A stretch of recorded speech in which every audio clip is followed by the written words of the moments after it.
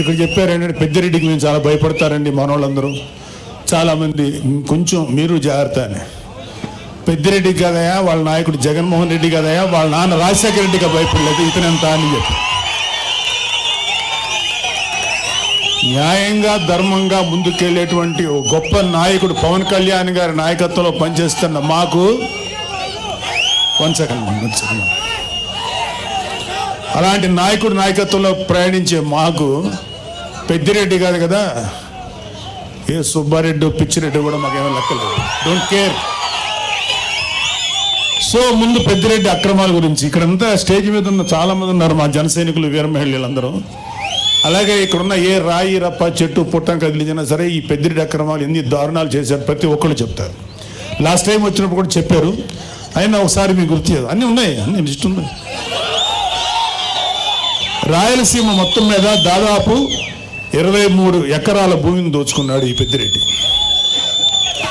ఆయన దోచుకున్న భూముల రికార్డులు లేకుండా తన అనుచరులతో మదనపల్లి తహసీల్దార్ కార్యాలయంలో ఫైల్స్ దగ్ధం చేయించాడు. తగలబడిన ఫైల్స్ చాలా వరకు 22A కింద ఉన్న ప్రభుత్వ భూములకు సంబంధించిన డాక్యుమెంట్లు ఉందని సిఐడి అధికారులే నిర్ధారించారు. పొంగనూరు పాడి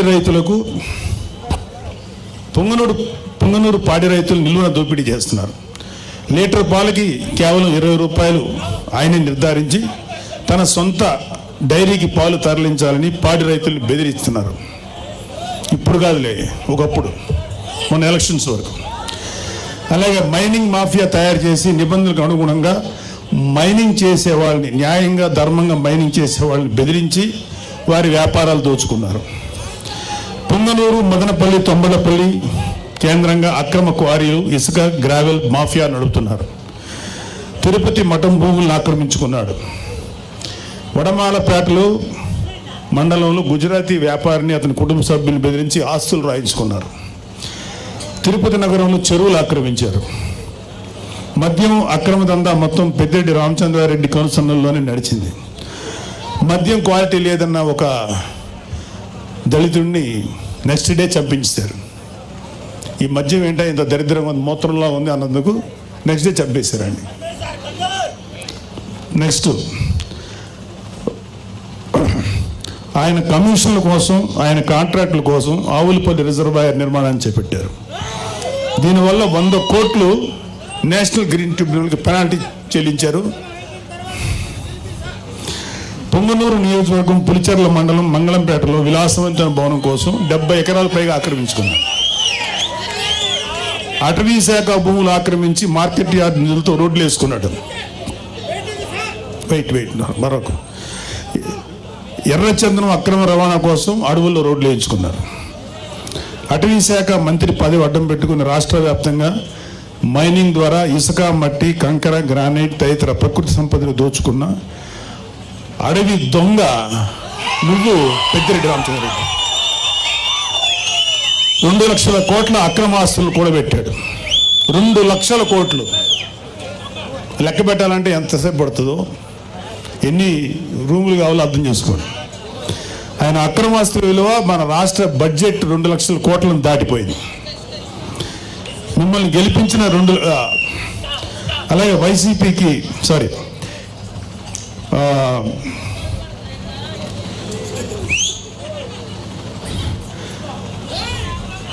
అన్నిటికన్నా సిగ్గుపడాల్సిన విషయం ఏంటంటే ఈ పెద్దిరెడ్డి రామచంద్రరెడ్డి అనే వ్యక్తి దాదాపు 2 లక్షల పైగా ఓట్లు వేసి గెలిపిస్తే శాసనసభకు వచ్చి నీ ప్రజల తరఫున నీ గొంతు వినిపించడానికి ధైర్యం చాలా. నీకు ఎమ్మెల్యే పదవి ఎందుకు? అర్జెంటుగా రాజీనామా చేయాలని మేమందరం డిమాండ్ చేస్తున్నాం.